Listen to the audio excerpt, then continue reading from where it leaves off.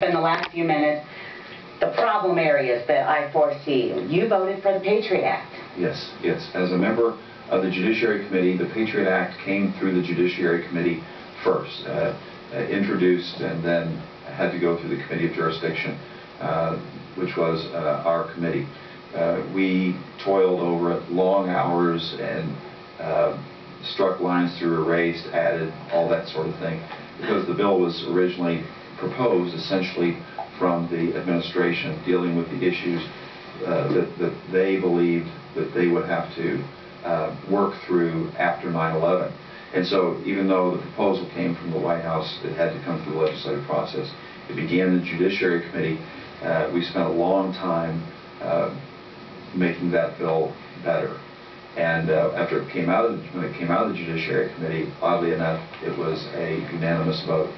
Very rarely do you get Barney Frank and John Hostettler voting the same way on any piece of legislation, or John Conyers. So you were actually on the Judiciary Committee, yeah. Okay. And so we... okay, then so maybe I'm not there. Here's what I know of the Patriot Act. It takes my civil liberties away. And it authorizes Congress to basically claim that I'm a terrorist and get around getting a warrant. And you voted for that, or am I under a misconception? Why do so many Americans hate the Patriot Act, and yet you would defend it? What did you see that we don't? Well, first of all, I saw the bill. Okay, I tried to read it. I have read it. Secondly, there's a lot of discussion about the Patriot Act that simply isn't true, and some of these things are fundamental to our government, the way our government operates, the way our government was formed, and the Constitution established the separation of powers.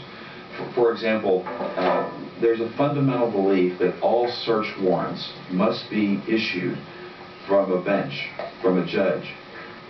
The Fourth Amendment to the United States Constitution, which is the amendment that deals with search warrants, does not issue the presence of a judge.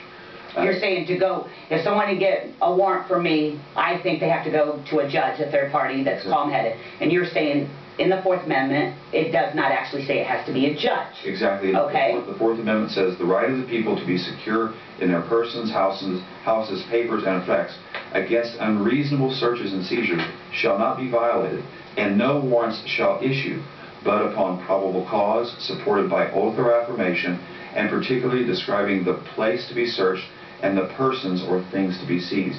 There are four components of a warrant that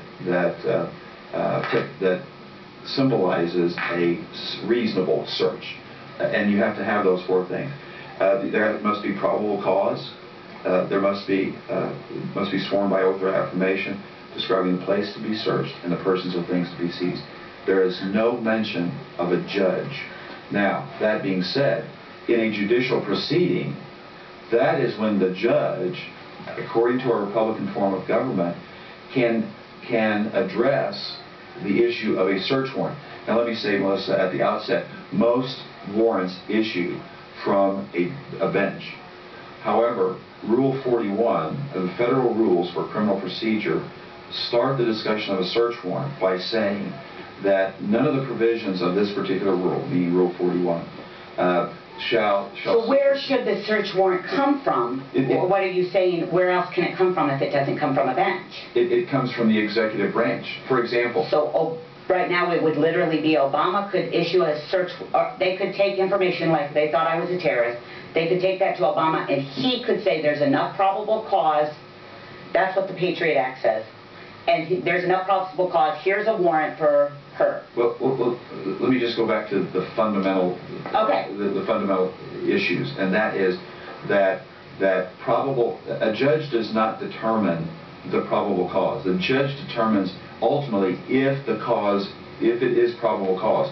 But an executive branch agent, for example, let's take an executive branch agent finds the cause. There's no judge that is out there looking for terrorists. Right.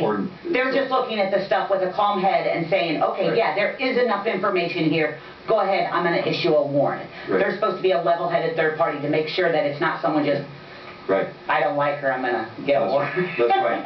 And the judge could not like you, and the judge could issue... yeah, we hope, but no, we hope he likes me. Well, I gotcha. but the thing is that the Constitution itself, the written Constitution, does not mandate a judge to be a part of it. In fact, Joseph Story, who wrote commentaries on the Constitution, Joseph Story, who was one of two nominees of President James Madison, Joseph Story writes in his commentaries on the Constitution regarding the Fourth Amendment and does not even mention the idea that the Fourth Amendment's virtue is found in a third party, a judge, having to okay the warrant.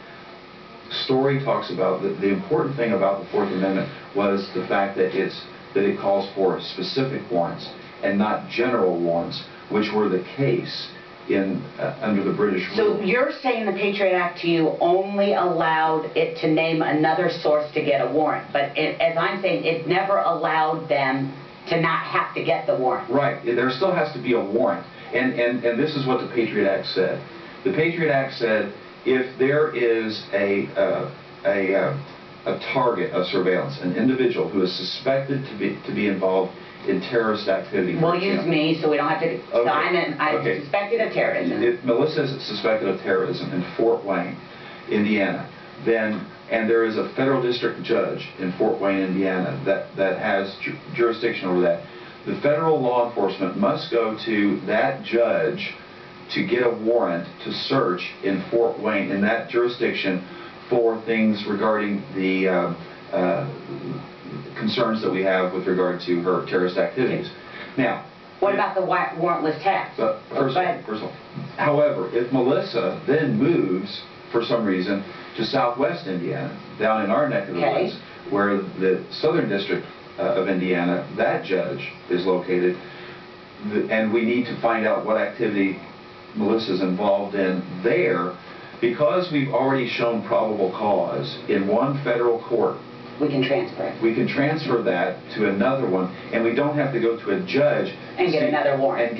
Well, we have to do another warrant, but we don't have to go in front of a judge to get it. Gotcha. And that's what you just already take it there and say, look, we've already done enough work. That's right.